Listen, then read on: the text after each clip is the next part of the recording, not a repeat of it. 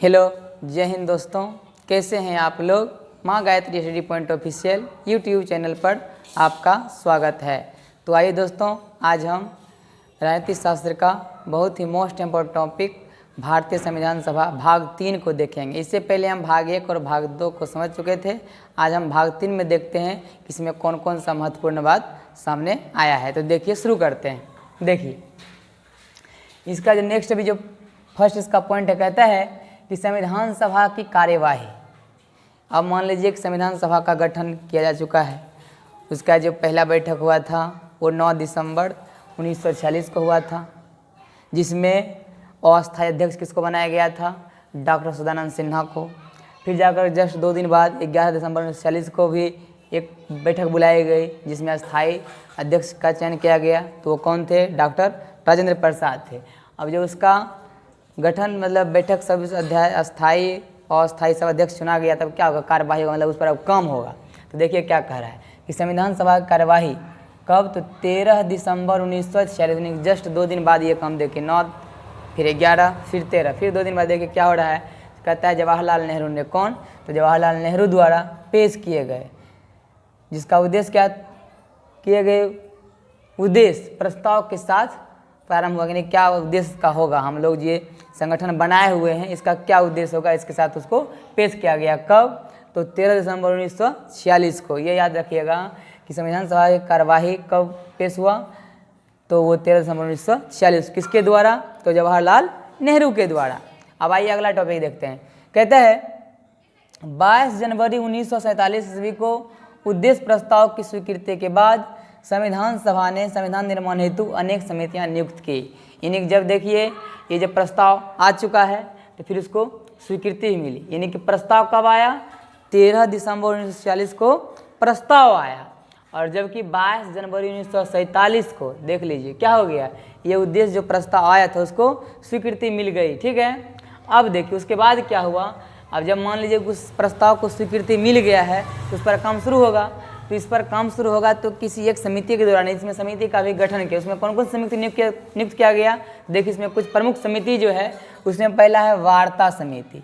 वार्ता समिति कहते हैं कि नहीं, मान लीजिए कहीं से किसी से बातचीत के लिए कोई एक समिति बनाए कि अगर बात करना हो तो उसके लिए कौन समिति होगा, तो उसके लिए एक समिति बनाया तो उसको कहा वार्ता समिति।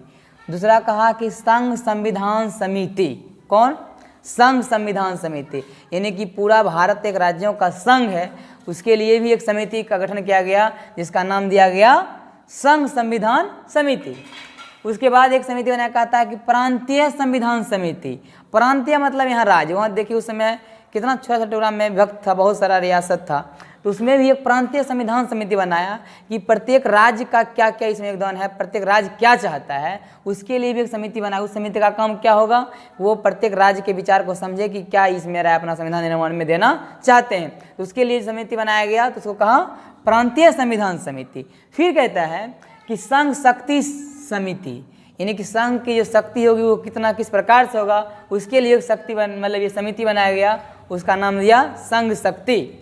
फिर कहता है प्रारूप समिति। इसमें देखिए प्रारूप समिति का योगदान बहुत महत्वपूर्ण होगा। क्यों, यानी कि संविधान का स्ट्रक्चर, ढांचा उसका किस तरह से बनाया जाएगा, उसका प्रारूप किस तरह का होगा, उसी को हम लोग कहेंगे प्रारूप समिति। तो उसके प्रारूप समिति इसमें बहुत ही महत्वपूर्ण होगा, और इसके अध्यक्ष आगे हमको पता चलेगा कौन बनाए गए थे, तो डॉक्टर भीमराव अम्बेडकर को प्रारूप समिति का अध्यक्ष बनाया गया था। आइए आगे देखते हैं। देखिए यहाँ लिखा हुआ भी है, BN राव द्वारा तैयार किए गए संविधान के प्रारूप पर, यानी कि BN राव के द्वारा क्या किया गया कि एक संविधान का प्रारूप तैयार किया गया। उस पर विचार विमर्श करने के लिए संविधान सभा द्वारा 29 अगस्त 1947 को एक संकल्प पारित करके प्रारूप समिति का गठन किया गया।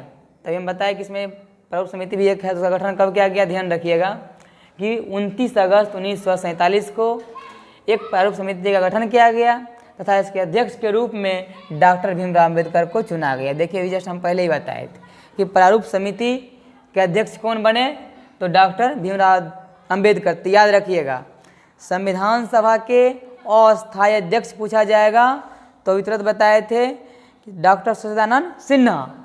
अस्थायी अध्यक्ष पूछा जाएगा तब डॉक्टर राजेंद्र प्रसाद। यदि प्रारूप समिति का अध्यक्ष पूछा जाएगा तो डॉक्टर भीमराव अंबेडकर, याद रखिएगा। अब देखिए प्रारूप समिति है, समिति का मतलब क्या होता है? एक संगठन, इसमें पर्सनल कोई एक आदमी नहीं होगा। तो देखिए कहता है कि प्रारूप समिति के सदस्यों की संख्या कितनी थी? 7 थी। यानी कि प्रारूप समिति जो बनाया गया उसमें कितने सदस्य थे? 7 सदस्य थे। तो 7 कौन कौन थे तो उनको देख लीजिए। जो इस प्रकार है तो वो कौन है? पहला कहता है डॉक्टर भीमराव अंबेडकर, जो कि अध्यक्ष भी थे उस समिति का। किस समिति का? तो प्रारूप समिति का।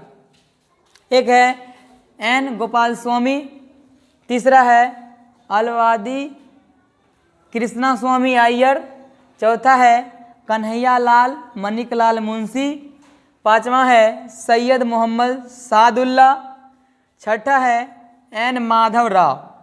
और किसके स्थान में? कि पहला जो था इसके जगह पर कौन थे? BL मित्र थे। उनका मतलब जब वो हट गए तो उसके जगह पर कौन आए? एन माधव राव आए। और 7वां DP खेतान हुए। लेकिन क्या कहा दे कि 1948 में इनकी मृत्यु के बाद TT रामकृष्णाचार्य को सदस्य बनाया गया। यानी कि 2 जगह ध्यान रखें, छठा और 7वां में। एन माधव राव किसके जगह पर आया था? BL मित्र के जगह पर। और ये जो TT रामकृष्णाचार्य का वह किसके जगह पर आया है? DP खेतान की जगह पर। क्यों? क्योंकि 1948 में इसकी मृत्यु हो गई। और आपको पता होगा कि हमारा संविधान लागू कब हुआ? तो 26 जनवरी 1950। यानी कि उसमें पूरा संविधान बना नहीं था और इनकी मृत्यु हो गई 1948 में ही। इसीलिए इसके जगह पर फिर जो एक सदस्य आया है प्रारूप समिति में, तो वो कौन था? TT रामकृष्णाचार्य। किसके जगह पर?